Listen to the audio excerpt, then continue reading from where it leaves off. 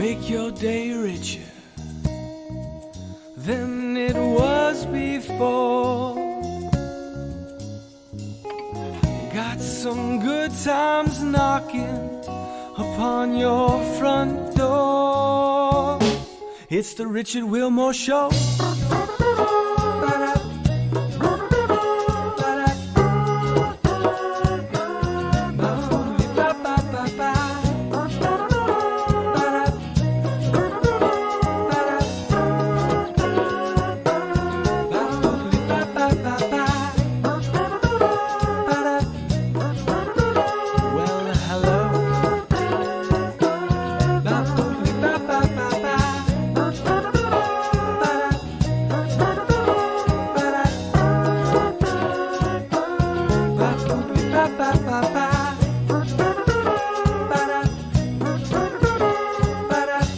Ladies and gentlemen, Mr. Richard Wilmore.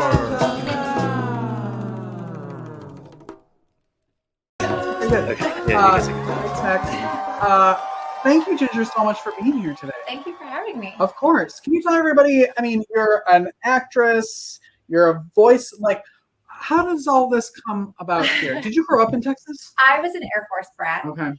So I grew up mostly between Northern California and Northern Virginia, kind of bounced back and forth a little bit there.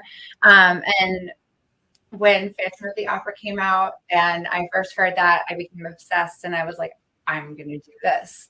And by this, I thought that meant I was going to be an opera singer and I was going to go perform at the Metropolitan Opera. And so my parents, you know, kind of started me in that direction. So I started voice lessons, and in California, I was able to go to the San Francisco Conservatory of Music. So my background was all classical. But during that time, I really fell in love with musical theater. And so that's just kind of where my career sort of went, was into the musical theater direction. And all of the rest of this has just been like a really fun adventure that I never really saw coming. It's always a bit of like a stage snob, and you know, I was like, oh no, I will never do commercial work. I'll never do TV or film. And now I'm like, oh no, I kind of really love this. Really? It's really fun. Yeah. Are they, I mean, there's two completely different things. So many completely different things, which I think is what I like about all of it. You know, it's all very different. Commercial is an animal completely on its own. Voiceover is not really. It kind of reminds me of like radio theater in a way, you know.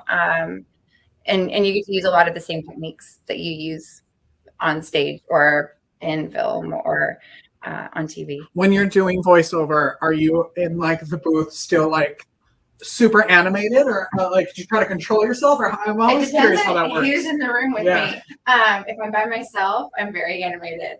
But I just did some audiobooks, and the way that was set up was I virtually had a director in the room with me and another actor in the room with me. And I was like, and some voices you can't help but do, like you have to change yourself physically to make these voices happen. So they were nice. They let me turn my camera off a little bit because I'm like, I'm sorry, I just feel really weird. That's funny. And you always had, it sounds like, super supportive family. Yeah, my mom was an artist.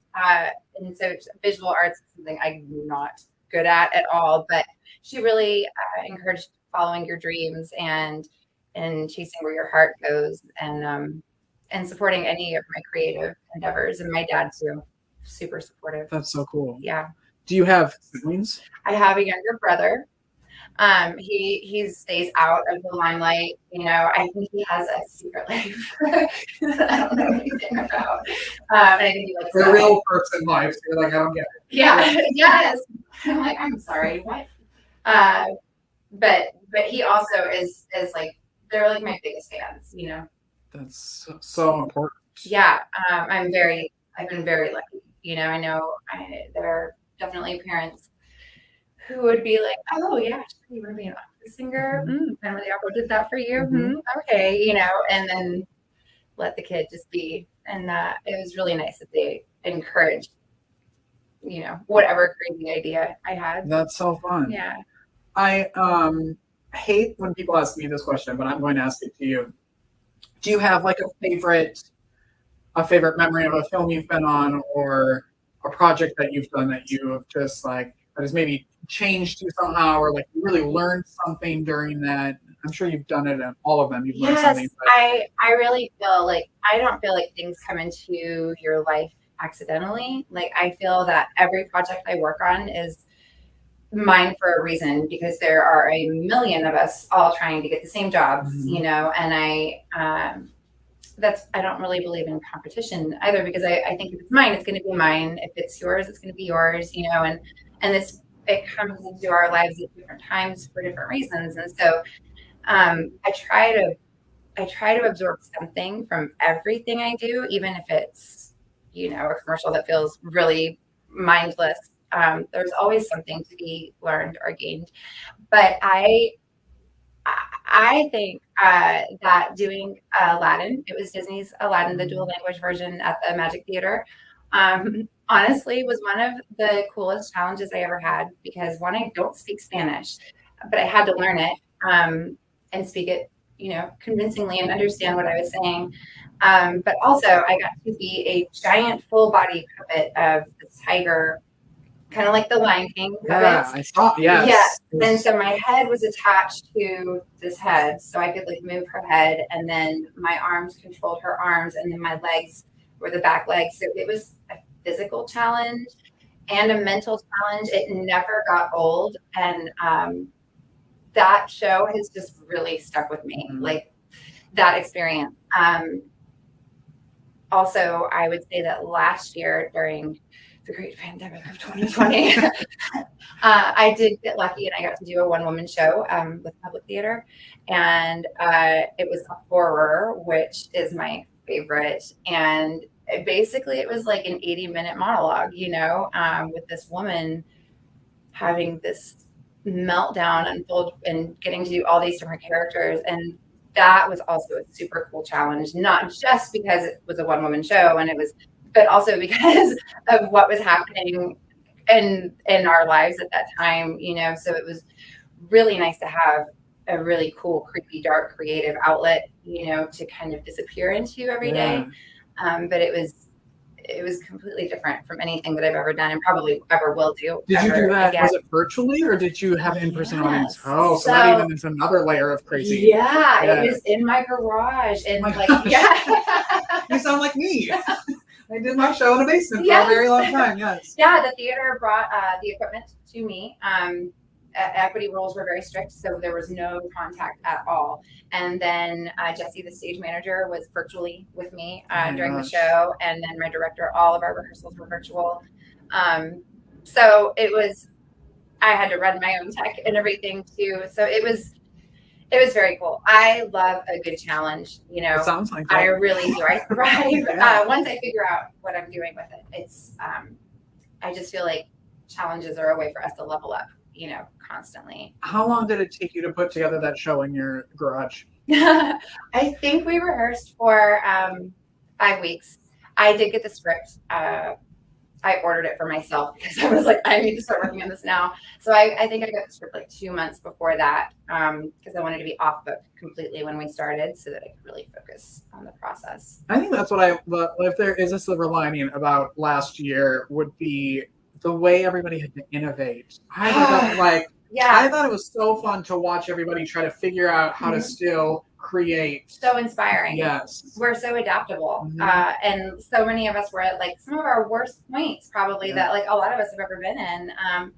And definitely if not the worst, like very much a challenging thing that nobody ever had experience in before. Like that was all new for all of us. Yeah. And so I agree, like being able to see the things that like really flourished out of that time.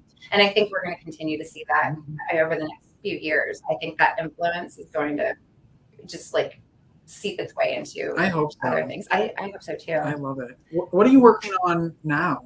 So right now I'm kind of in between things. I have a horror film in January that'll be filming in San Antonio that we've had a few readings for. I'm really excited about that. I just finished another audiobook. I think it might be a series. I'm hoping it'll end up being a series. Put that out there It for you. definitely has like a cliffhanger ending where I was like, oh, this is not the ending.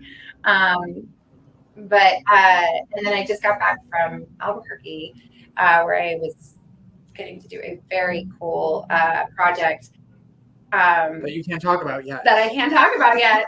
So thanks for coming on the talk show. Yeah. Talk about a show you can't talk about. I can't talk about it, but it was such an amazing experience. And honestly, for just like a little tiny thing for me in the grand scheme of things, as far as them, but it was really cool. That's cool. Yeah.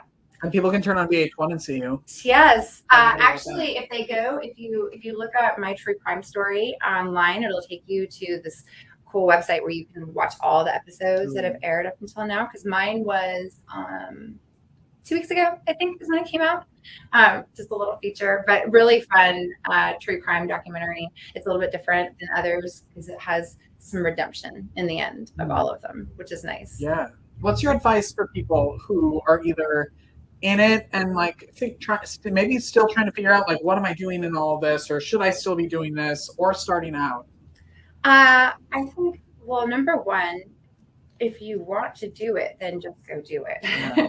You know, if you're even thinking about it, you don't lose anything by trying. You always gain something from the experience. You know, whether you succeed in the way that you like thought you were going to or not, it's always going to be good for your soul. So if you want to, then just go do it. And then I think also just be willing to be adaptable and flexible, because this industry is really challenging to make a living in. But also it's tough. You know, I audition like all the time. My job is really auditioning more than anything else. I'm with Bankston Talent Agency, and she's amazing. Sometimes maybe there will be a week where I don't really have anything, but then the next week it's like multiple auditions a day. And you have to be able to know that you're not going to book, you know, many of them. And the grand scheme of things, it's very slim odds. So you have to be able to have a tough skin and just kind of roll with the punches. And I think, and if it's in your heart, be willing to not break but bend, and then go a different direction if you need to. I work for arts and health nonprofit, and we go into hospitals and we work with artists and musicians, and I tell them all the time that no's are just as important as yeses for people. And that just opens up something else.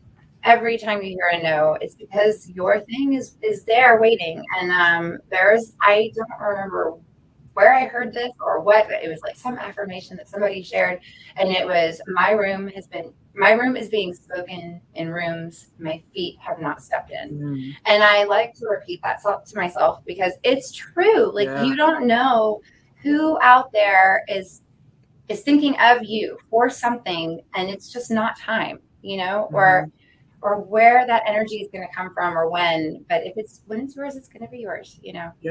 Yeah, it takes a long time to figure that out because it's disappointing. It's so disappointing. Especially when you really want something. Oh my gosh. Yeah, it is. And I think it's important to honor those times too when it is disappointing, and you know, like honor those feelings of disappointment because it means that you love what you do, you know. But they are important because they build character, and they allow opportunity that's yours. They allow room for that. And I feel like as long as you learn something, it's all what it's about. Yeah. Learning and, you know, connecting and growing. Yes. I don't know. You sent over a clip for Moondogs. Tell everybody about that. Okay, so Moondogs was a short film that I got to be a part of at the end of 2019, and then the great pandemic of 2020 kind of like put it on hold a little bit as far as the finishing, but it is out now. We're going to be at the Austin Film Festival October 21 through 28th. I'm not sure exactly which day we are in, but it's without giving too much of the plot away, it's a really relevant story. And I feel like, again, nothing happens by accident, right? So we're like in this time of history in Texas where like there are topics that are super relevant that even in 2019 they were, but we didn't know how relevant it would be. So basically, this teenage girl way out in West Texas finds out that she's pregnant, and she's in West Texas, and she doesn't, she has to go out of state to find a clinic. And so the story kind of is about her and her friends on this journey. And it just kind of leaves you to make your own judgments and your own perceptions even on what she chooses. Like it's very open. It's a think piece for sure. Very relevant right now. That's awesome. Let's take a look.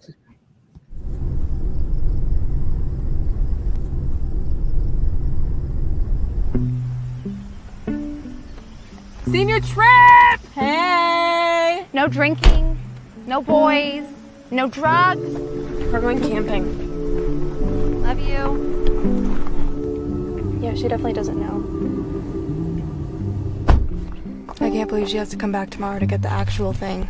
What do you expect? It's Texas.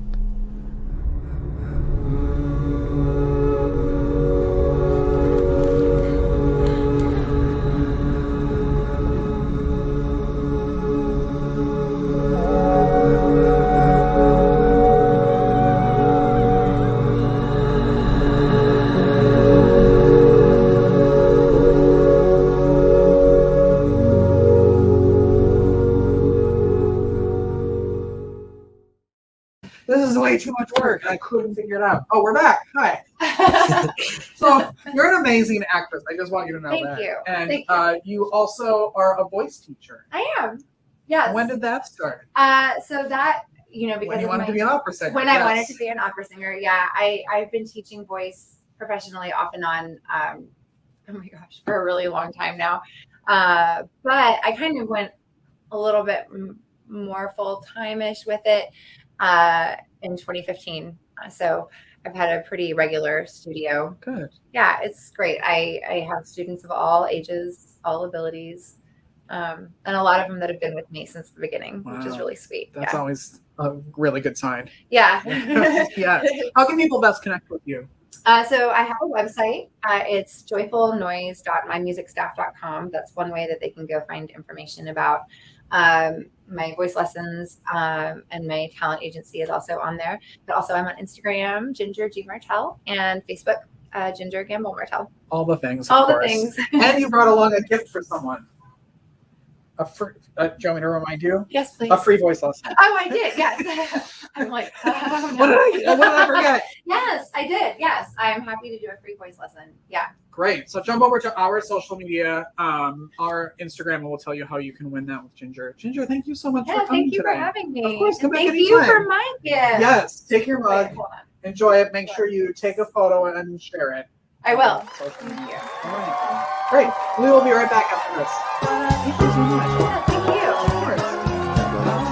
Oh, yeah. Hi, Wendy at The Right Fit here, and today let's talk about big earrings because they are fun and they can change up the look of your outfit affordably and easily. For example, if I wanted to add a feminine flair to my bohemian top, I could add these little numbers. Aren't those cute? Or if I wanted to be just a bit more classic, how about some big gold hoops like that? If I wanted a beachy, summery vibe, I could add these aqua kind of embroidered type earrings. There is aqua in my shirt. Or if I wanted to be artsy, I could add these geometric beauties. So have fun with some big earrings, everyone. And if you'd like to reach me, you can do so at wendy@therightfit.net. Thanks a lot. Wouldn't it be great if your business could have a commercial on TV? Now it can.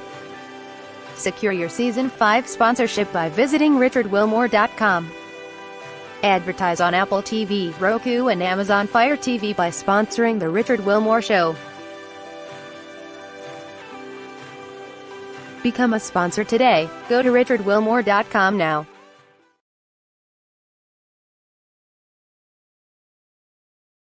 San Antonio, what the heck is going on? I love San Antonio. I really do love this city. But today I found out that we went from the third fattest city to the 17th fattest city. What the heck is going on? Like, I thought we were all in this together. you know, and everybody's skinny and getting girlfriends, and I'm the only one at Golden Corral holding a plate. Like, where'd everybody go? My grandmother recently got diagnosed with arthritis. And that's not funny. I'm not trying to make a joke about that, but her medicine's not working for her. So my parents wanted me to get her weed, you know, and I'm finally, you know, glad that they accept me as my role as a family pothead. Uh, but uh, but so and that right there honestly was the greatest day of my life with her. Like we, you know, listened to the Pedro Infante and talked about the 30s, and we had a movie marathon of El Chavo de Ocho. She made the best tamales in the world. But I was starting to get those calls like, hey, homie, you got an eighth? Grandma? And then she started guilting me into giving her cheaper prices, which was kind of messed up. She's like, come on, I spoon fed you. I wiped your butt. You can give me a dime for $5. And, you know, she actually got diagnosed with dementia recently, actually. And my family, you know, blamed me for that because it took us forever to realize that she was, you know, had it because we just thought she was high all the time. So during the pandemic, she would call me every day and we would have the same conversation because she would forget we'd had it the day before. So after the fourth day, I felt bad that I was just telling her, no, I'm not doing anything but eating chips on the couch. So I just started telling her plots of movies. You know what I mean? Like, so like now she thinks I'm Rocky. I've never seen one woman have so much hate for Mr. T and Hulk Hogan in my life. It's ridiculous. I've gotten into the paranormal recently. I got a white noise machine, you know, and if you don't know what that is, what it is like a high rated frequency kind of thing where essentially I can talk to ghosts. So to try it out, I took it to the most haunted place I could think of, which were the ghost tracks, you know, on the south side. So I pull up, I put my car in neutral, I turn on the machine and I wait. Slowly but surely, the car starts moving forward. At the same time, I'm getting, you know, chatter on the machine. And I lean in and I listen. And all I hear is, take off the e-brake. It's off, ghost. Put it in neutral. I'm like, it's in neutral. How many people are in the car? I have never been offended so much before in my life. At the same time, I've never been meaner to dead children. I was like, forget y'all. I'm glad you're dead. I hope your parents are next. But they didn't care, though. They didn't care. They just wanted me out of there. You know, they're like, just go. And I'm like, no, y'all are going to finish this. And then one kid said something to me that I'll never forget and I'll never forgive. A dead child said to me, he goes, kill me.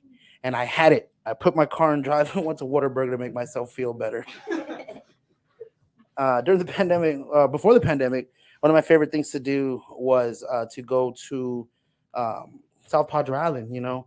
And my cousin Matt had one of the greatest ideas, you know, ever. And that was for me to get a Hawaiian shirt and a ukulele, you know, to try to tell the girls I'm Hawaiian. They'll see if it works. And newsflash, it does. I don't know what it is with white women and Hawaiians, but they love them. Even the big ones like me, like they would come up to me like, oh my God, are you Hawaiian? Oh my God, he is Hawaiian. Can you play us something on your ukulele? And I don't know how to play the thing. You know what I mean? I just bought it to complete my Maui cosplay. So I had to lie to them. I'm like, I can't play the ukulele because it's made out of the bones of my dead brother. And they bought it. And that's when things went from good to great. We're dancing, partying, taking shots out of my brother. It was amazing. And everything was going so smooth until I ran into the only girl from South Padre Island, actually from Hawaii.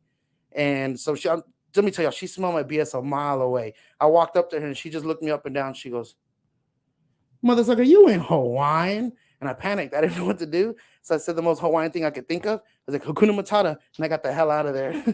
Ladies and gentlemen, my name is George Rosales. Thank y'all so much.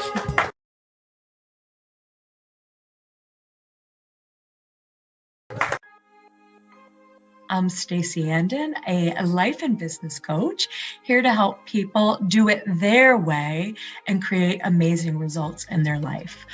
I've got one question for you today.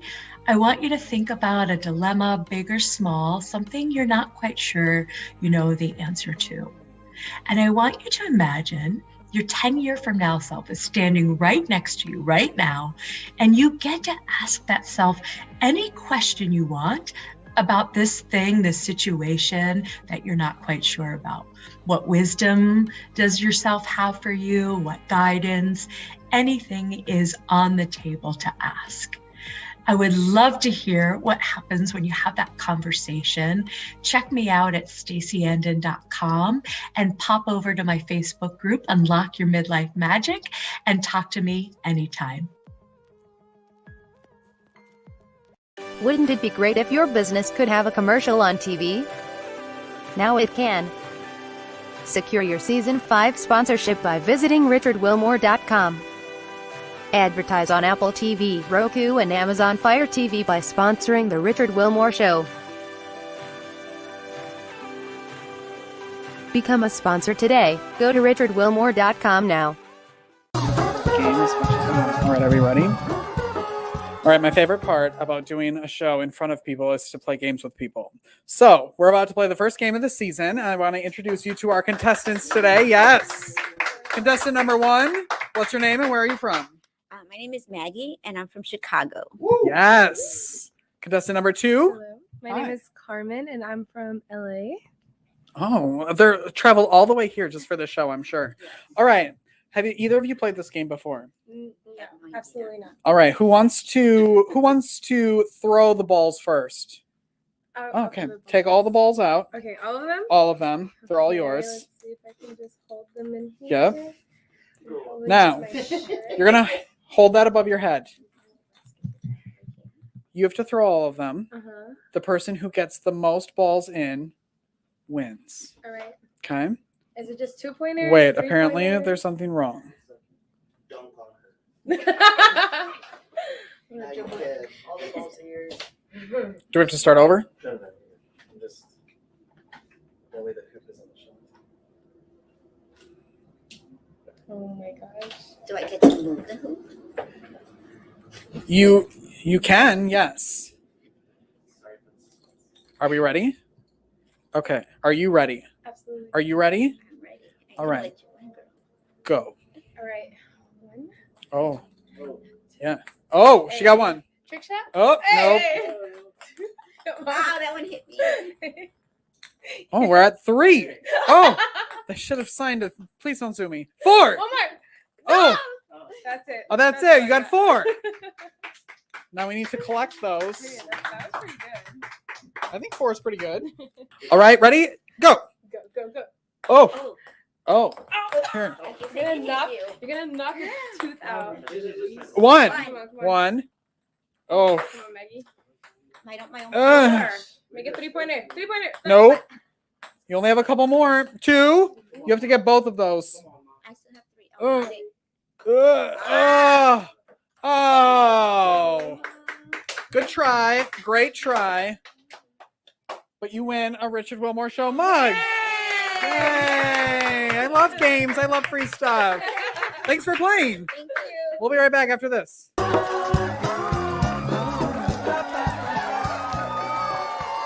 Wouldn't it be great if your business could have a commercial on TV?